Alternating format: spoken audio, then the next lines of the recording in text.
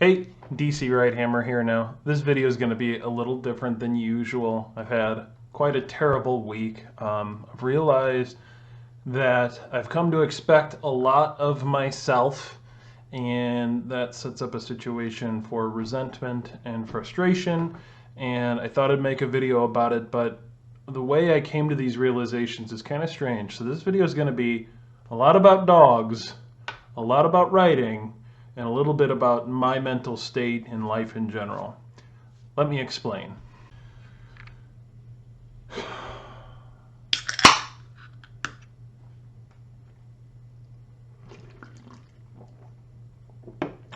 So I've been a dog owner for over 15 years now, and in that time I've owned two dogs. The very first dog that I ever owned, his name was Wright-Hammer, and he was basically a test dog. We weren't even planning on getting a dog, but our neighbor at the time had gotten this dog from her boss, who found the dog roaming around in a cornfield. And this neighbor of ours already had two dogs, and she's like, I can't keep this dog. Do you guys want him? We had talked about getting a dog at the time. We took him home. Now this dog, and there's various pictures that I'll be showing. He's a Welsh Corgi, and for those who aren't familiar, the Welsh Corgis, as you've seen in the pictures, are these little orange and white dogs, at least the Pembroke ones that we had. The Queen of England has four of them that follow her around. And, he was a great dog. He will forever have a place in my heart. He passed away in 2012, about a decade ago. Rest in peace, Fredo. But he was this little dog, and he never barked except for in his dreams. He would have these dreams of chasing like a rabbit or something, and he would just roar, he would just bark, and it was the most hilarious thing. Otherwise, never a peep of a bark at all out of him. He also didn't have a tail, and so he would get excited and he would just start doing the corgi dance. And like, corgi owners know the corgi dance, the butt shuffle, the back legs, all the, they've got these tiny little legs. And so Fred was great. Like I said, he succumbed to liver disease about a decade ago, but he was really my first soiree into dog ownership as an adult. And like I said, I'll forever remember him and love him for being the dog that he was. In 2009, we actually got another dog. So we had Fred, and we got another dog named Belle. Now, interesting side story about why we got Belle. We love dogs. We thought we wanted another dog, but I was driving home from lunch at work one day, and driving back to work while I was on lunch at work one day. And I'm on the expressway. I'm driving along, merry way, had a great lunch. And I look across and I see this most beautiful beagle dart across the road. And one of the more traumatic experiences in my life, I watched the dog just get destroyed by a semi-truck. And it was like a gut punch at the time, and it was difficult to finish out the work day. That's how sort of just mind-blowing the traumatic experience was, seeing this happen. And so I talked to my wife, and I'm like, we got to rescue another dog. Like, I can't believe this happened. And so that's where Belle comes in. Out of tragedy, I tried to create something good. And so we rescued Belle in 2009. And she's been a great dog. We actually still have Belle to this day. She turns 15 in April, and we totally love her. We've taken care of her this whole time as our only dog at this point. And, we love her. We want to give her the rest of her life that she needs to live out in as much comfort as we can give her and as much dignity as we can provide her. But here's the thing about older dogs. They are tough to care for. They can't get around as much as they used to. They can't hold their, bathroom as long as they used to. They often have frequent vet visits, things like that. And we're totally keeping up with that. But it does require more of us. And so today we agreed to watch Sierra, picture shown, who is my sister-in-law's dog, and she is the cutest puppy with the biggest eyes, just really loving and really looking for, like a authority figure. And it would have been her mom and dad dog, but because she doesn't have those, she looks for humans and other dogs to serve that role. And so she's very submissive. She defers. She is timid to some extent, and she'll run around and sort of act scared even when she's being offered food sometimes. Like but super sweet dog. Love her to death. I've had fun training her because she is a puppy, and so I've had the opportunity to train her, make sure she's not walking in front of me, make sure she's waiting for me to help. She has to sit before she can use the restroom, eat food, leave our house, come in our house, and just kind of training her to look to me for guidance and give her that, alpha male, in this case, type of figure in her life that she can just, I'm just going to listen to him. He knows what's going on, and he's going to take care of everything.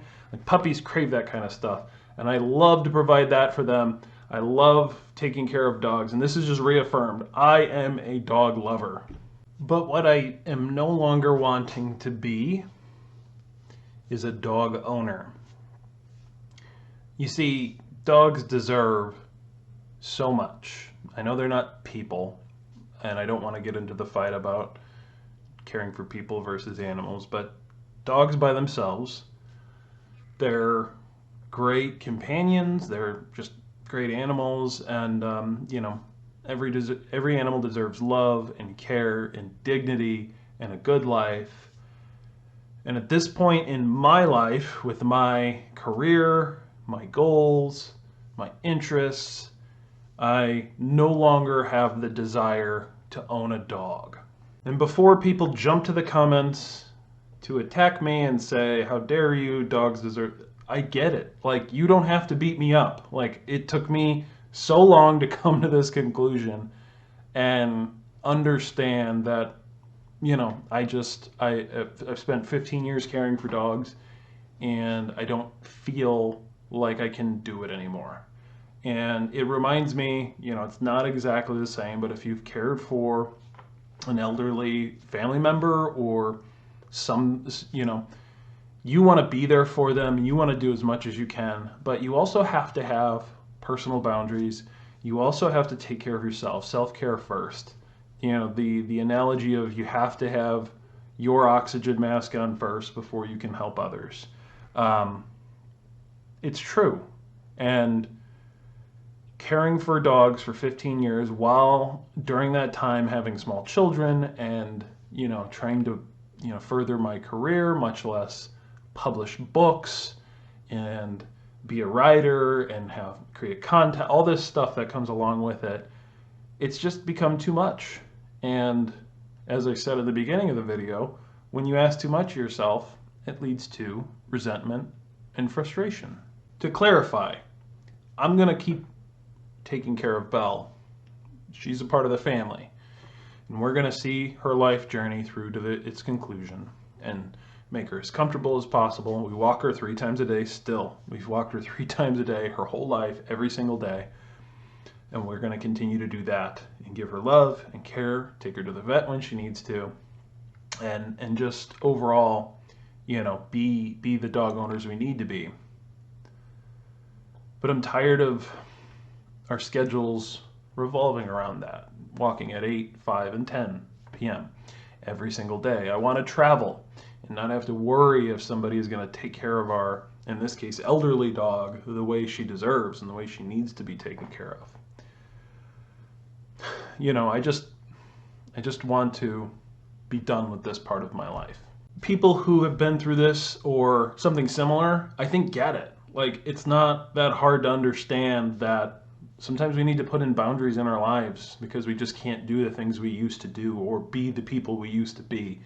And when I put it in the terms of dogs, it's very palpable, it's very emotional. For me, and I'm sure anybody who has dogs and is a dog owner gets it. Like, they just understand. Like, it just makes sense.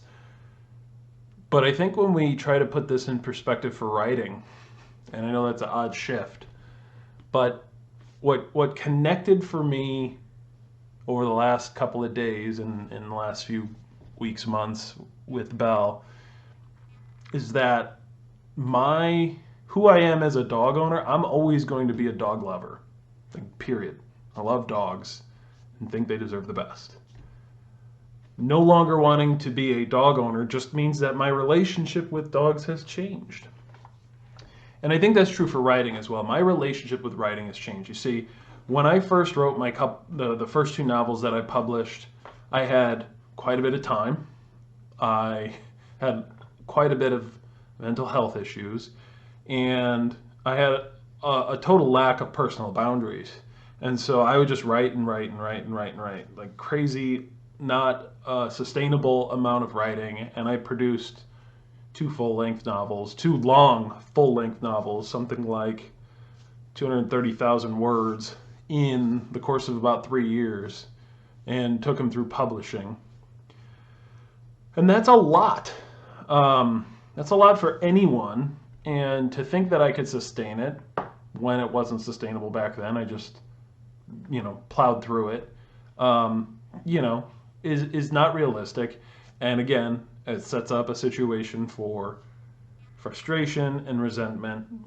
And in this case, with writing, which is something that I loved back then and I continue to love. I love the characters and the worlds I build. I love the plots. I love when anybody reads anything that I write. And I'm still writing. And I've switched genres at this point just to get the spark back. But I'm not writing 1,000 or 2,000 words a day. In fact, I'm probably writing maybe 500 words a week at this point. Maybe 1,000, 2,000 sometimes in a good week. But just like I'm no longer a dog owner, or no longer want to be a dog owner, I am a dog owner, but I'll always be a dog lover. I'm always going to be an author. Like, I just am.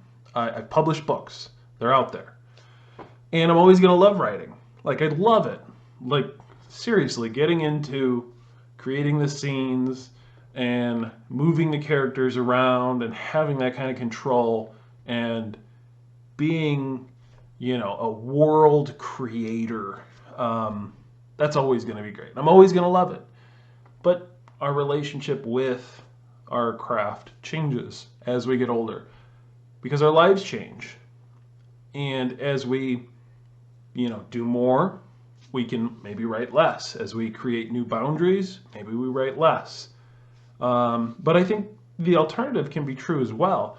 When we get our personal life in order, when we start to take control of our lives and handle the things that are holding us back, I think we have an opportunity to actually tap into who we really want to be, whether that is a dog owner and lover, or if that is, in fact, a full-time writer who dedicates 4 to 6 hours a day to pumping out 2,000 to 3,000 words, 4,000 words, whatever it might be. So after Belle passes away, I'll properly mourn and, not be a psychopath. It's going to hurt. But she's going to be the last dog that I probably own ever, most likely. I don't know. We'll see in 15 to 20 years when my kids are out of the house. If I really want to be a dog owner again, maybe I do. But I might not have the same passion right now for writing that I had when I used to write a lot more. But that's okay. When I set up these healthy boundaries, it is going to provide me an opportunity to tap into my potential, my new potential, when I've taken care of my personal life and I can do the writing that I want to do and I can feel good about it and not use it as an excuse or an escape, but actually use it to write the stories I want to write. And this is instead of expecting too much of myself, leading to resentment and frustration. In the end, I will always, always love dogs, and I will always love writing. But my relationship with them is changing, and that's okay. Thank you for watching. I'll catch you guys next time.